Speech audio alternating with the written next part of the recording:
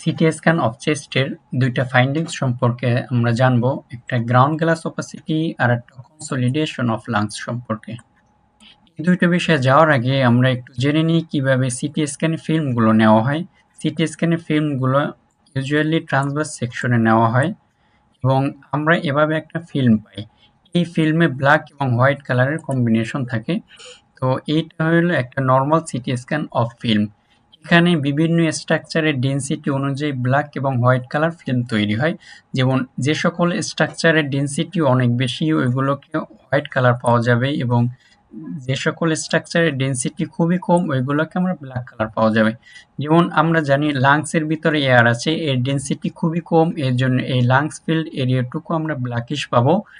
এবং যে সকল স্ট্রাকচারের ডেনসিটি বেশি ওইগুলোকে আমরা হোয়াইট পাবো। যেমন বোনস, ভার্টিব্রা, রিবস এই সকল স্ট্রাকচারের ডেনসিটি বেশি, এজন্য এগুলোকে আমরা হোয়াইট পাবো। এবং হার্ট সলিড স্ট্রাকচার, এরও ডেনসিটি বেশি, এই জন্য একেও আমরা হোয়াইট পাবো। সো এটা হলো হার্ট। এবং এইগুলো যে ব্ল্যাকিশ, এইগুলো যে হোয়াইট স্ট্রাকচার দেখা যাচ্ছে এগুলো পালমোনারি আর্টারি এবং ব্রঙ্কাস আর্টারি, সেগমেন্টাল আর্টারি।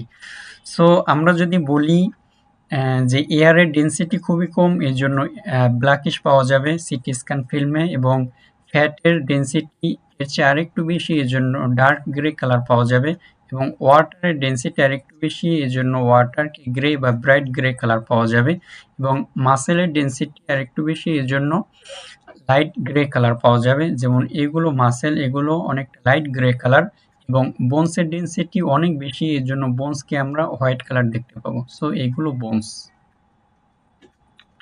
এখন আমরা আসি গ্রাউন্ড গ্লাস ওপাসিটি সম্পর্কে। গ্রাউন্ড গ্লাস ওপাসিটি লাংসের ফিল্মে ইউজুয়ালি এভাবে ব্ল্যাকিশ শ্যাডো পাওয়ার কথা ছিল, কিন্তু এখানে লাংস ফিল্ম আমরা দেখতে পাচ্ছি লাংস ফিল্ডের ভিতরে অনেকটা হেজি হোয়াইট শ্যাডো পাওয়া যাচ্ছে, কারণ এর ভিতরে যেহেতু ইনফ্লামেশন হয়েছে এবং এক্সুডেশন হয়েছে, এর ভিতরে ফ্লুইড অ্যাকুমুলেশন হয়েছে, এর ডেনসিটি অনেকটা বেড়ে গেছে, এজন্য আমরা হেজি হোয়াইট শ্যাডো পাচ্ছি। এবং এই হেজি হোয়াইট শ্যাডোর ভিতরে আমরা ব্লাড ভেসেলগুলোকে ভিজিবল পাচ্ছি, কারণ ব্লাড ভেসেলের ভিতরে ব্লাড আছে, এর ডেনসিটি এই এরিয়াটুকুর চেয়ে বেশি, এর জন্য আমরা এইটুকু আমরা ভিজিবল পাবো। সো গ্রাউন্ড গ্লাস ওপাসিটি আমরা দুইটা ভাবে এনশিওর হব, একটা হলো এর হেজি হোয়াইট শ্যাডো পাওয়া যাবে এবং এর ভিতরে ব্লাড ভেসেলগুলো ভিজিবল হবে। সো আমরা যদি বলি নর্মাল লাংসের ফিল্ম এভাবে ব্ল্যাকিশ, এবং গ্রাউন্ড গ্লাস ওপাসিটি অনেকটা এই যে এরকম হেজি হোয়াইট শ্যাডো এবং এর ভিতরে ব্লাড ভেসেলগুলো ভিজিবল। এখন আমরা জানবো কি কি কারণে গ্রাউন্ড গ্লাস ওপাসিটি পাওয়া যায়, অর্থাৎ আমরা সিটি স্ক্যান ফিল্ম এভাবে যদি গ্রাউন্ড গ্লাস ওপাসিটি পাই তখন আমরা কি কি জিনিস সাসপেক্ট করব। এক নাম্বার ভাইরাল নিউমোনিয়া, যেমন স্পেশালি কোভিড-19। আমরা জানি কোভিড-19 লাংসকে এফেক্ট করে এবং এখানে ইনফ্লামেশন হয়, এক্সুডেশন হয়, যার জন্য এর ডেনসিটি চেঞ্জ হয়ে যায়, তখন আমরা হেজি হোয়াইটি শ্যাডো পাবো।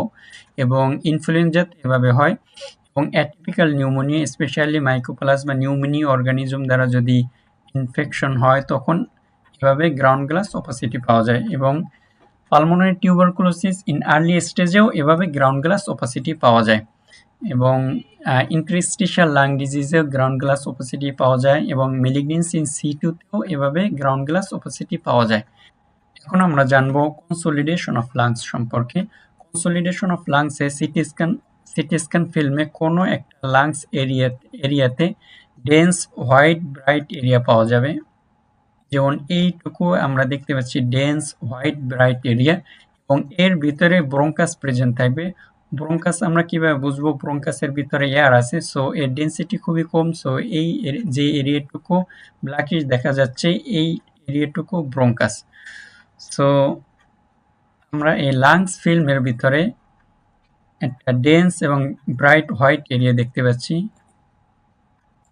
ডেন্স হোয়াইট ব্রাইট এরিয়া, এবং এর ভিতরে ব্রঙ্কাস প্রেজেন্ট, এবং blood vessel are not visible, কারণ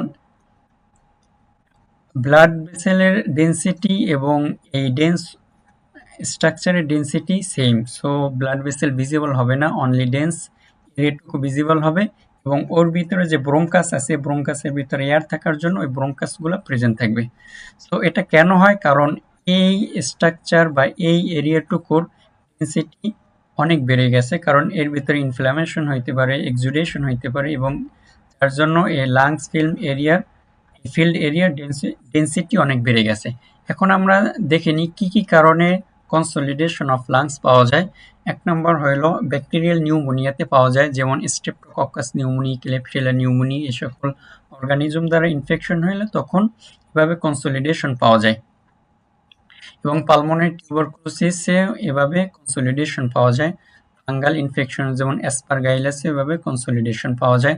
আদার্স কজের ভিতরে পালমোনারি ইডিমা, পালমোনারি হেমোরেজে এভাবে কনসলিডেশন পাওয়া যায়। এবং ব্রঙ্কোঅ্যালভিওলার কার্সিনোমা বা পালমোনারি ইনসিটু কার্সিনোমা এভাবে কনসলিডেশন পাওয়া যায়।